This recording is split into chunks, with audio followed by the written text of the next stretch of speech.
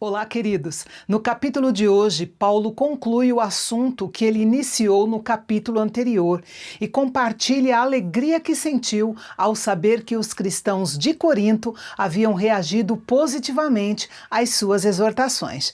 Vamos ao 7º capítulo da nossa série.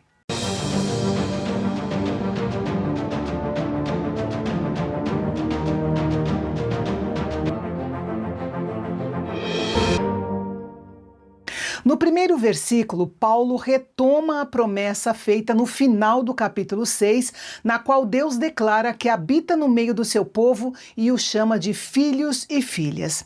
Agora ele conclui dizendo: tendo, pois, estas promessas, purifiquemo-nos de toda a impureza da carne e do espírito, aperfeiçoando a santidade no temor de Deus. Paulo afirma que justamente porque pertencemos a Deus e recebemos suas promessas, devemos buscar uma vida santa. A santidade é uma resposta de gratidão ao amor que já recebemos de Cristo. Paulo também nos exorta a purificar tanto a carne quanto o espírito. Isso mostra que a santidade envolve toda a nossa vida. Deus se importa não apenas com as nossas atitudes visíveis, mas também com os nossos pensamentos, intenções e motivações. A verdadeira santidade começa no coração e se manifesta em um modo de viver que honra ao Senhor.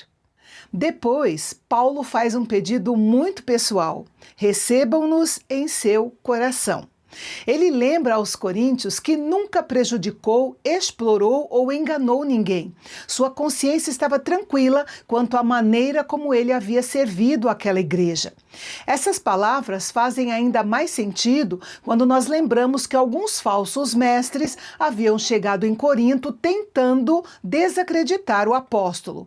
Mas mesmo diante desses ataques, Paulo não reage com agressividade nem com espírito de vingança. Em vez disso, reafirma seu amor pela igreja, dizendo: vocês estão em nosso coração para juntos morrermos e vivermos.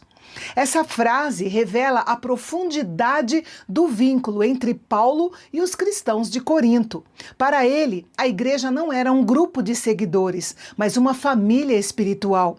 Esse também é um retrato da verdadeira liderança cristã, que deve envolver relacionamento, cuidado e amor pelas pessoas. Na sequência, Paulo volta a falar sobre sua viagem à Macedônia.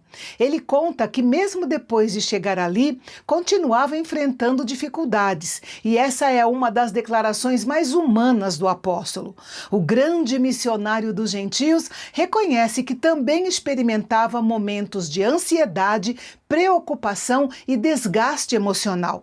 Isso nos ensina que homens e mulheres profundamente usados por Deus também passam por momentos de aflição e de fraqueza. A diferença está onde se busca socorro nesses momentos. Paulo afirma que Deus, que consola os abatidos, o confortou por meio da chegada de Tito. Observe que esse consolo não aconteceu por meio de um milagre extraordinário, mas pela presença de um irmão e pelas boas notícias que ele trouxe. Deus frequentemente usa pessoas para consolar outras pessoas. Uma visita, uma ligação, uma mensagem ou uma palavra de encorajamento podem se tornar instrumentos do cuidado de Deus na vida de alguém. Nunca subestime o impacto de um gesto de carinho para quem está atravessando um tempo de sofrimento. Tito contou a Paulo que os coríntios haviam recebido sua carta, reconhecido seus erros e demonstrado um sincero desejo de restaurar o relacionamento com o apóstolo. Essa notícia encheu Paulo de alegria e trouxe alívio ao seu coração. A partir do versículo 8, encontramos um dos ensinos mais importantes deste capítulo. Paulo admite que sua carta anterior causou tristeza aos coríntios. No entanto, quando a verdade é recebida com humildade, essa tristeza pode produzir algo muito precioso: o arrependimento. Paulo faz uma distinção entre dois tipos de tristeza: a tristeza segundo Deus e a tristeza segundo o mundo. E qual é a diferença? A tristeza, segundo Deus, leva ao arrependimento. A pessoa reconhece o seu pecado, confessa a sua culpa, abandona o caminho errado e busca viver de acordo com a vontade do Senhor.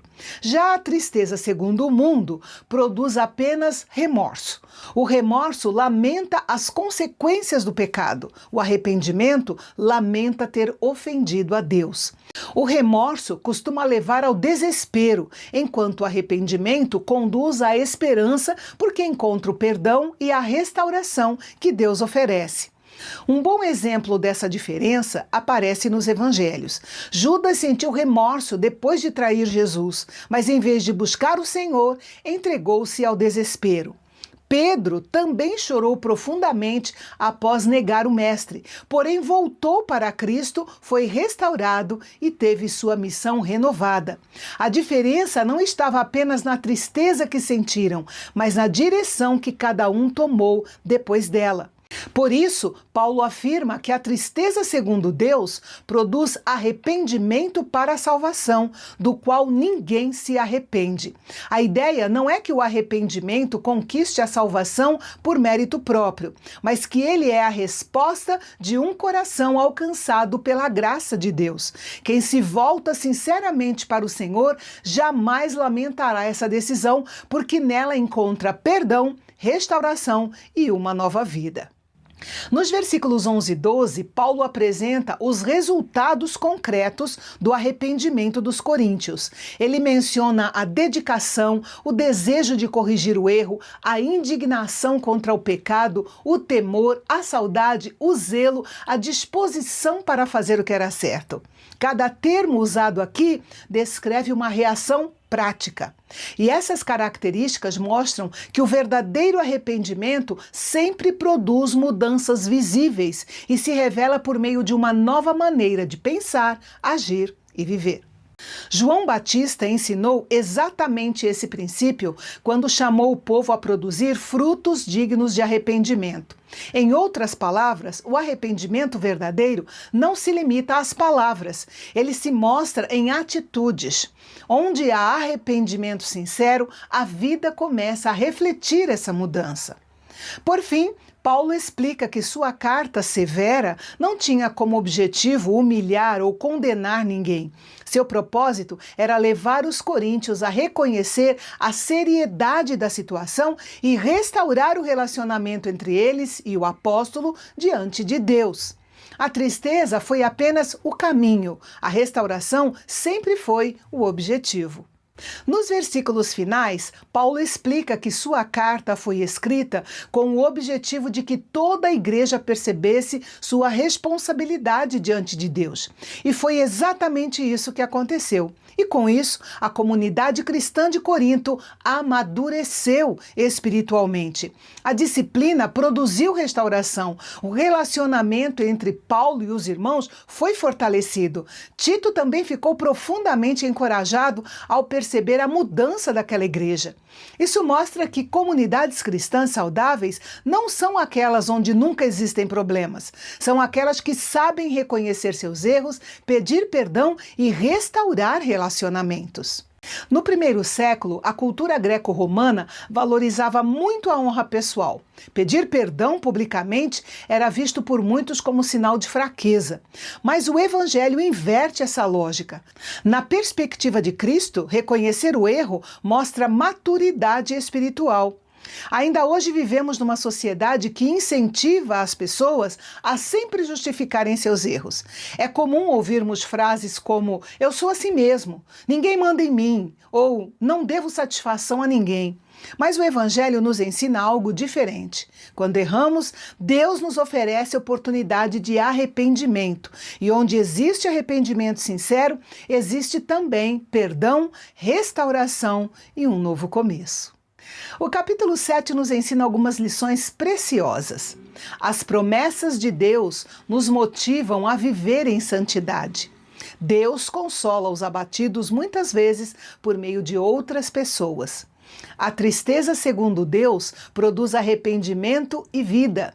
O verdadeiro arrependimento é refletido nas atitudes. Relacionamentos restaurados glorificam a Deus e trazem alegria.